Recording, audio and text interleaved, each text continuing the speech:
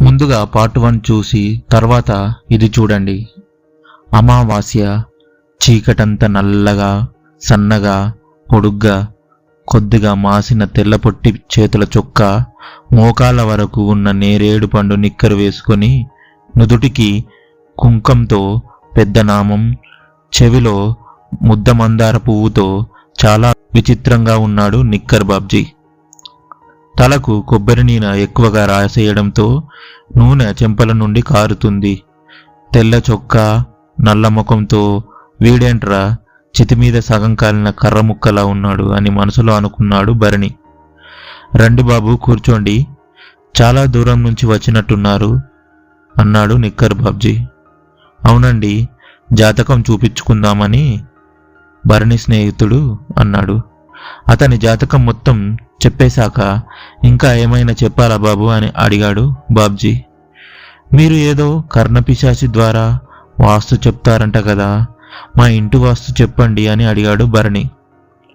వెంటనే బాబ్జీ భరణి కుడివైపు ఉన్న ఖాళీ ప్రదేశంలో చూస్తూ, బాబుగారు మనల్ని పరీక్షిస్తున్నారే అన్నాడు.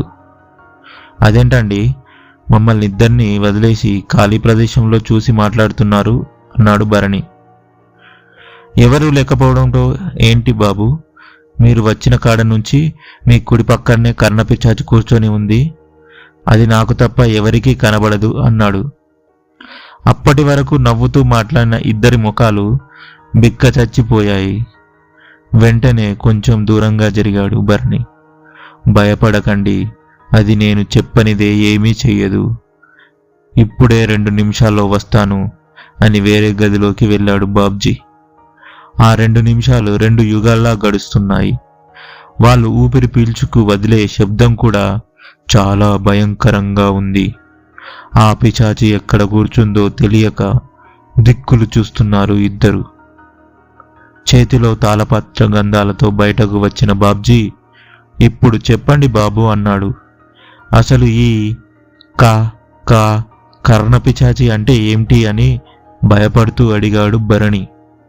ఇదో రకం పిశాచం బాబు, గాల్లో తిరుగుతున్న ఆత్మల్లో నా తంత్రశక్తి ద్వారా ఒకదాన్ని వశపరుచుకొని నా మాట వినేలా చేసుకున్నాను. ఇది నాకే కనపడుద్ది, నా మాటే వింటది.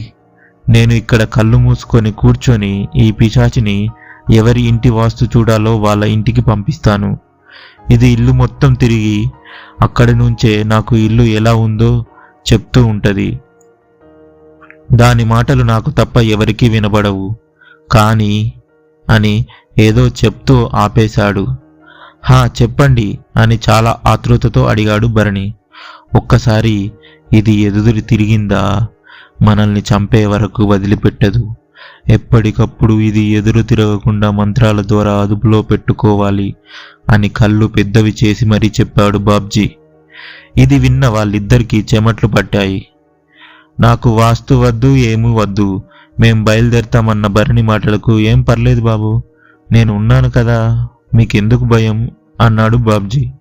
సరే అయితే మొదట నేను హైదరాబాద్లో ఉంటున్న అద్దె ఇల్లు అడ్రస్ చెప్తాను, అది వాస్తు కరెక్ట్గా ఉందా లేదా చూసి చెప్పండి, తర్వాత మా సొంత ఇల్లు గురించి చెప్తాను అన్నాడు భరణి.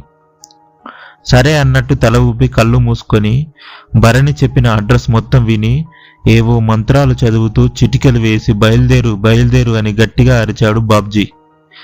మీరు చెప్పిన అడ్రస్కి వెళ్ళిపోయింది. అక్కడ పెద్ద చెరువు, దాని పక్కన ఒక మురికి గుంత ఉంది. చిచిచి, అందులో పందులు దొర్లుతున్నాయి బాబు అని చెప్పాడు.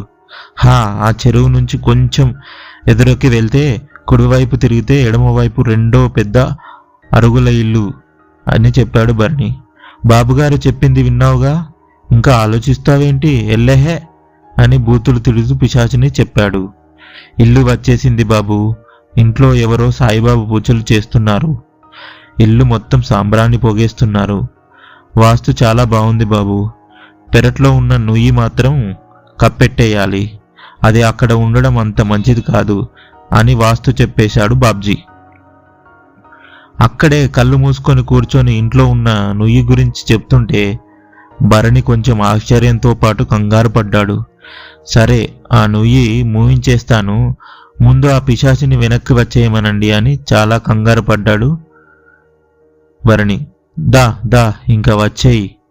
ఏయ్ చెప్పిన మాట విను, వెనక్కి వచ్చేయమన్నానా అని గట్టిగా అరుస్తుంటే, ఏం లేదు బాబు, ఎప్పుడు శవాల వాసన పీల్చే పిశాచికి అనుకోకుండా సాంబ్రాణి వాసన పీల్చేసరికి మొరాయిస్తుంది రానని. మీరేం కంగారు పడకండి, వస్తదిలే అని చెప్పాడు. ఒరే బాబు, నీకు దండం పెడతాను, ఇంటి దగ్గర దాన్ని అలా వదేయకురా, వెంటనే వెనక్కి తీసుకొచ్చాయని చాలాసేపు బతిమలాడిన భరణికి బయలుదేరింది. కంగారు పడకండి అని సమాధానం చెప్పటంతో ఊపిరి పీల్చుకున్నాడు.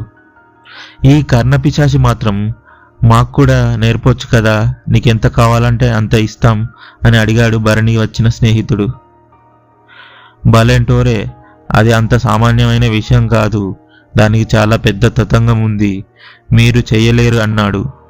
ఎంత కష్టమైనా పర్లేదు, నాకు నేర్పు అని సతాయిస్తుంటే, సరే మీకు మంత్రం చెప్తాను, ఆ మంత్రాన్ని అర్ధరాత్రి ఊరవతల చెరువులో పీకల్లోతు వరకు మునిగి 1,00,000 సార్లు చదవాలి. ముఖ్య విషయం ఏంటంటే ఆ మంత్రం చదివేటప్పుడు కోతి మాత్రం గుర్తుకు రాకూడదు. అలా కోతి గుర్తుకు వస్తే మళ్ళీ మొదటి నుంచి చదవాలి అని చెప్పాడు బాబ్జీ. ఓ సంతేనా, రేపే 1,00,000 సార్లు చదివేస్తా, మధ్యలో సంబంధం లేకుండా కోతి ఎందుకు గుర్తుకు వస్తుందిలే అని పైకి లేచాడు. సరే సరే మరి ఇంకా బయలుదేరుతామని చెప్తుంటే భరణికి వెనక్కి పిలిచి, బాబు ఇలాంటివి మీరు నేర్చుకోకూడదు, ఇప్పుడంటే నేను వయసులో ఉన్నాను, మంత్రాలు బాగా పలకగలను, కొంచెం పెద్దయ్యాక పనులు ఊడిపోతాయి, అప్పుడు నేను ఇవన్నీ చేయలేను, ఇన్ని సంవత్సరాలు నా దగ్గర బందీగా ఉంచుకున్న ఈ పిశాచి అప్పుడు తప్పకుండా నా మీద కక్ష తీర్చుకుంటుంది అని చెప్పేసి వెళ్ళిపోయాడు. నిక్కర్ బాబ్జీ చెప్పిన మంత్రాన్ని 1,00,000 సార్లు చదవడానికి చాలా రోజులు ప్రయత్నించాడు. కొంచెం సేపు చదివిన తర్వాత కోతి గుర్తుకు వస్తుంది. అప్పుడు అర్థమైంది భరణి స్నేహితుడికి బాబ్జీ ఈ కోతి మంత్రం ఎందుకు చెప్పాడో.